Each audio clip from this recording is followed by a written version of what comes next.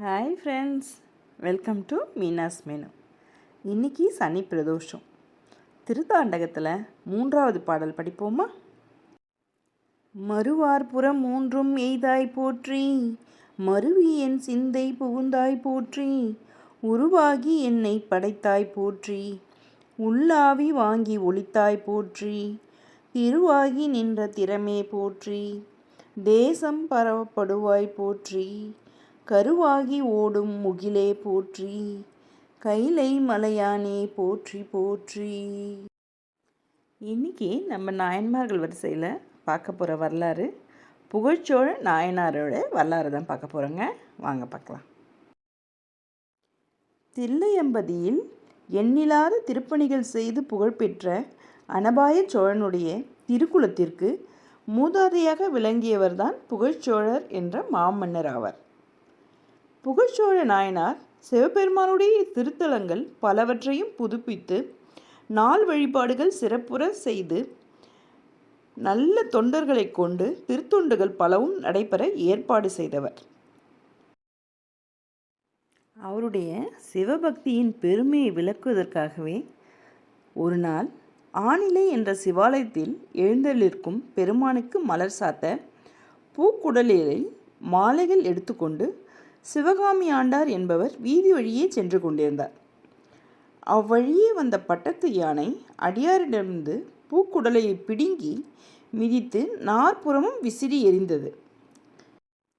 சிவகாமி ஆண்டார் ஓலமிட அவ்வழியே வந்த எரிபத்தர் என்ற அடியார் எம்பெருமானுக்கு எடுத்து சென்ற மலர்களை மாசுபடுத்திய யானையை அதனுடைய வந்த பாகர்களையும் தம் கையில் வைத்திருந்த மழுவால் அழித்தார். விஷயமறிந்து படைகளுடன் ஓடி வந்தார் புகழ்ச்சோழ நாயனார். மாபெரும் தவறு செய்ததற்கு யானையையும் பாகர்களையும் தண்டித்தது போதாது என்றும் யானைக்கு உரியவனான தன்னையும் மாய்க்க வேண்டும் என்றும் வேண்டினான். இத்தனை நல்ல மனத்தை உடைய அரசனுக்கு வேதனை கொடுக்கக்கூடிய வகையில் நாம் நடந்து கொண்டோமே என்று பதைத்த அடியார் தம்மை மாய்த்து கொள்ள முயன்றார். அப்போது இறைவன் தோன்றி உயிரிழந்த யானையையும் பாகர்களையும் உயிர்ப்பிக்கச் செய்து அருளினார். புகழ்ச்சோழ நாயனார் மாபெரும் மன்னர் அல்லவா? ஒரு சமயம் கொங்கு தேசத்தாரும் குட தேசத்தாரும் திரை செலுத்த வந்தனர். அப்பொழுது கருவூரிலே புகழ்ச்சோழ நாயனார் வந்து தங்கி அவர்கள் கொண்டு வந்து சமர்ப்பித்த திரைகளை பெற்று அவர்களை கௌரவித்தார். பிறகு அமைச்சரை நோக்கி, இன்னும் நம் ஆதிக்கத்தை ஏற்காது யாராகிலும் இருக்கிறார்களா என்று கேட்டார். அப்போது மூத்த அமைச்சர்களில் ஒருவர், மன்னவா, அதிகன் என்றொரு அரசன் உள்ளான். அவன் மலைகளே அரணாக உள்ள இடத்தில் இருக்கிறான். நமக்கு கீழ்ப்படிய மறுத்ததோடு திரை அனுப்பவும் முடியாதென இருமாப்புடன் செய்தி அனுப்பிவிட்டான் என்றார். உடனே கோபமுற்ற அரசன் அமைச்சர்களிடம் பெரும் படையுடன் சென்று அதிகனை வென்று வர ஆணையிட்டான். அவ்வாணையை ஏற்ற அமைச்சர்கள் 4 வகை சேனைகளுடன் சென்று அதிகனுடைய ஊரை சுற்றி வளைத்து போர் புரிந்தனர். இருதரப்பு படைகளும் கடுமையாக மோதின. இறுதியில் சோழனுடைய வீரர்களே வெற்றி பெற்றனர். அவர்கள் அதிகனுடைய நவநிதிகளையும் மாண்ட வீரர்களது தலைகளையும் எடுத்து வந்தனர். தளபதிகள் கொண்டு வந்த தலைகளை கண்ணுற்ற போது அந்த தலைகளிலே நடுவே ஒரு தலையில் சடைமுடியும் திருநீரும் கண்டார். சடைமுடியை கண்ட மாமன்னர் மனம் நடுங்கினார். கண்கள் அருவியென நீர் பொழிந்தது. திருநீற்றின் நெறியை சுட்டிக்காட்டி, அரசாள்கின்ற ஆட்சி நெறி மிகவும் அழகாக இருக்கிறது. சடைமுடியை திருநீற்று கோலம் கொண்ட ஒரு சிவனடியார் என் ஆட்சியில் என்னால் வெட்டப்பட்டும் என் இதயம் வெடிக்காமல் இருக்கிறதே. இனியும் நான் உலகாண்டு உயிர் காத்து வாழ்வது நியாயமா எம்பெருமானே? அடியாரை கொன்ற பழிக்கும் பாவத்திற்கும் ஆளானேன். எனக்கு உய்தி உண்டா என புலம்பினார்.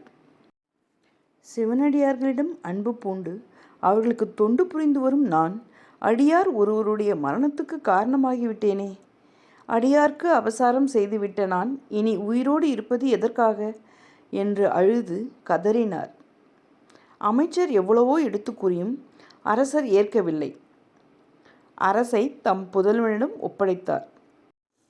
சிவனடியாரின் தலையை ஒரு பொன் தட்டிலே ஏந்தி அதனை தன் தலைமீது வைத்து அக்குண்டத்தை வலம் வந்து நெருப்பினிடை மூழ்கும்போது எந்த மன்னனுக்கு தன் கடமை ஆற்ற வேண்டும் என்று சடைமுடி தாங்கிய அந்த பெருமகனார் கொல்லப்பட்டு அவர் தலைமுடியை திரையாக கொண்டு வர கண்டும் தான் தொடர்ந்து இருப்பது இந்த உலகை தாங்க வந்தவனா, பழி தாங்க வந்தவனா என்று கூறி நெருப்பினிடை புகுந்தார். மலர் மாறி பொழிந்தது. வானில் தேவ துந்துபிகள் முழங்கியது. புகழ்ச்சோழர் இறைவனடி திருவடி நிழலை சார்ந்தார். பொழிற் கருவூர் துஞ்சிய புகழ்ச்சோழனுக்கு அடியேன். அடுத்து நம்ம மீனாஸ் மெனுவில் சோளம் குழிப்பணியாரம்ங்க. வாங்க எப்படி பண்ணலான்னு பார்க்கலாம். இன்றைக்கி நம்ம சிறுதானியத்தில் சிறு சோளம் இல்லை வெண்சோளம்ன்றதை வச்சு ஒரு குழிப்பணியாரமும் ஒரு ஊத்தப்பமும் எப்படி செய்கிறதுன்னு பார்க்கலாம்.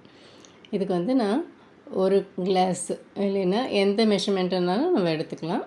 ஒரு பங்கு சோளம், வெண்சோளம்ன்றாங்க இல்லையா, அந்த சோளம், மக்காச்சோளம் கிடையாது, இது சிறுதானியத்தில் இருக்கிற சோளம் வெரைட்டி இது. அப்புறம் ஒரு 1/4 கப்பு உளுந்து, நான் கருப்பு உளுந்து எடுத்திருக்கேன். உங்களுக்கு வேணும்னா நீங்கள் வெள்ளை உளுந்து கூட நீங்கள் சேர்த்துக்கலாம். 1 ஸ்பூன் வெந்தயம். இது எல்லாத்தையும் நல்லா ஒன்றாவே போட்டு நம்ம ஊற வச்சுக்கலாம்.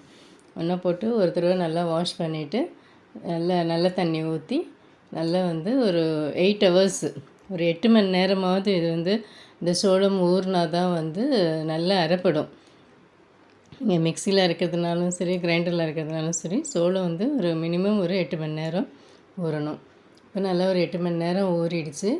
இந்த தோல்லாம் உங்களுக்கு வேண்டாம் அப்படின்னு நீங்கள் நினச்சிங்கன்னா அந்த தோலை ரிமூவ் பண்ணிவிடுங்க. ஒரு 2-3 தடவை வாஷ் பண்ணிவிட்டு அதை ரிமூவ் பண்ணலாம். ஆனால் வந்து தோலோடு அரைக்கிறது தான் வந்து நல்ல டேஸ்ட்டு, நல்ல உபரியாக வரும் இந்த கருப்பு உளுந்து. நல்லா வந்து இந்த மாதிரி மிக்சியை விட கிரைண்டரில் போட்டு அரைச்சிங்கன்னா நல்லா சீக்கிரம் அரைஞ்சிடும், நல்லா நைஸாக இருக்கும். நல்லா உளுந்தும் வந்து நமக்கு வந்து காணும், நல்லா உபரியாக வரும். நல்லா கொஞ்சம் உப்பு போட்டு ஒரு 2-3 ஹவர்ஸ் வந்து இதை நம்ம மூடி வச்சிடலாம். இந்த வெண்சோளத்தில் வந்து நிறைய ப்ரோட்டீன் இருக்குன்றாங்க. நிறைய ப்ரோட்டீன், ஃபைபர், கால்சியம், இந்த மாதிரி மினரல்ஸு, எல்லாமே வந்து நிறைய இருக்குது. ஸோ வந்து இதை நம்ம அடிக்கடி சேர்த்துக்கிறது ரொம்ப நல்லது. இப்போ வந்து அது கொஞ்சம் ஊறிட்டு இருக்கிறதுக்குள்ளேயும் நம்ம வந்து ஒரு சட்னி, வேர்க்கடலை சட்னியும் குழிப்பணியாரத்துக்கு தேவையான இதுவும் நம்ம பண்ணிக்கலாம். இல்லை முதல்ல 2 வரமிளகாய் போட்டிருக்கேன். அதுக்கப்புறம் கொஞ்சம் பச்சை மிளகாய், ஒரு 5-6 பல் பூண்டு, கொஞ்சம் வெங்காயம். நீங்கள் சின்ன வெங்காயம் கூட யூஸ் பண்ணலாம். இன்றைக்கி நான் கொஞ்சம் பெரிய வெங்காயம் யூஸ் பண்ணியிருக்கேன். சின்ன வெங்காயம் ரொம்ப நல்லது. அந்த காலத்துலலாம் நிறைய இந்த சின்ன வெங்காயம் தான் எல்லாத்துக்குமே யூஸ் பண்ணாங்க. அதில் வந்து ஃபோலிக் ஆசிட் நிறைய இருக்குன்றாங்க. அதனால் வந்து குடும்பம் வரைக்கும் சின்ன வெங்காயம் நிறைய யூஸ் பண்ணலாம். கொஞ்சம் வேர்க்கடலையும் ஒரு 1/2 கப் வேர்க்கடலையும் போட்டு நல்லா இது வறுத்த வேர்க்கடலை நல்லா வறுத்து தோல் எடுத்து அந்த வேர்க்கடலையும் சேர்த்து வறுத்து எடுத்துக்கலாம். இதுக்கு எந்த சட்னி வேணாலும் நம்ம தொட்டுக்கலாம். புதினா சட்னி, தேங்காய் சட்னி, வெங்காய சட்னி, கார சட்னி, இந்த மாதிரி எந்த சட்னி வேணாலும் இதுக்கு நல்லாயிருக்கும். கொஞ்சமாக புளியும் போட்டு நல்லா வதக்கிட்டு உப்பு சேர்த்து நம்ம எப்பயும் சட்னி இருக்கிற மாதிரி சட்னி அரைச்சி எடுத்துக்கலாம். எல்லாத்தையும் ஒரு மிக்ஸி ஜாரில் மாற்றிட்டு கொஞ்சமாக உப்பு சேர்த்துக்கலாம்.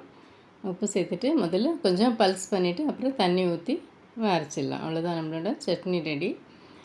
இந்த அரைச்சி வச்சதில் கொஞ்சம் போல் தோசைக்கு எடுத்து வச்சுக்கிறேன், ப்ளெயின் தோசைக்கு.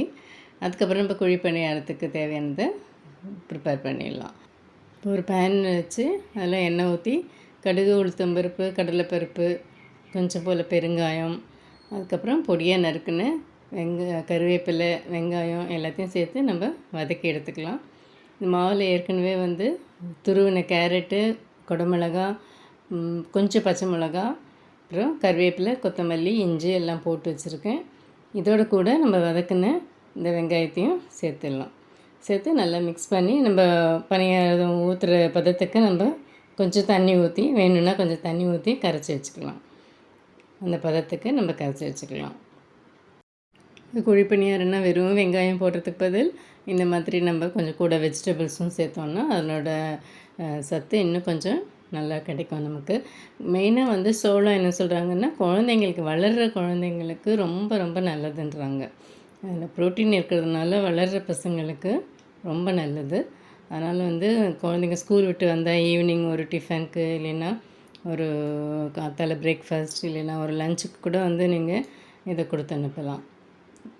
இப்போ ஒரு குழி பணியார கல் வச்சு எண்ணெய் ஊற்றிடலாம். எல்லாத்துலேயும் எண்ணெய் ஊற்றிட்டு எப்பயும் நம்ம பண்ணுற மாதிரி எல்லாத்துலேயும் வந்து கொஞ்சம் கொஞ்சம் மாவை ஊற்றிடலாம்.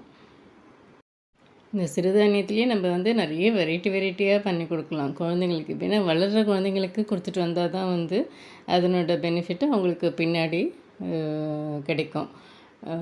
அதனால் வந்து கொஞ்சம் கொஞ்சம் குழந்தைங்களுக்கு சொல்லாமல் செஞ்சு கொடுக்கணும். சிலது சொன்னால் சாப்பிட மாட்டாங்க பசங்க. ஆனால் வந்து இதிலலாம் வந்து உங்களுக்கு ஒன்றும் டிஃப்ரென்ஸே தெரியாது. ரொம்ப நல்ல டேஸ்ட்டாக இருக்குது. நல்லா செஞ்சு கொடுங்க குழந்தைங்களுக்கெல்லாம்.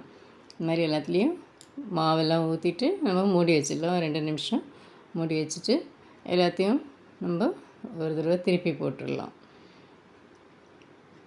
நம்ம வெரைட்டியாக பண்ணுறது நம்ம கையில் தான் இருக்குது. எந்த மாதிரிலாம் கொஞ்சம் செஞ்சு கொடுத்தா குழந்தைங்க விரும்பி சாப்பிடுவாங்கன்ட்டு. இப்போது அதுலேயே வந்து கொஞ்சம் ஊத்தப்பம் மாதிரியும் நம்ம செய்யலாம். குழி பணியாரம் பிடிக்காதவங்க இல்லை டைம் இல்லை அதெல்லாம் இது பண்ணுறதுக்குன்னா இதே மாவுலேயே எல்லாம் கேரட்டு குடமிளகாய் எல்லாம் போட்டிருக்கு, வெங்காயம்லாம் அதுலேயே வந்து ஒரு நல்லா திக்காக ஒரு அடை இல்லை ஊத்தப்பம் அந்த மாதிரி செஞ்சு கொடுக்கலாம்.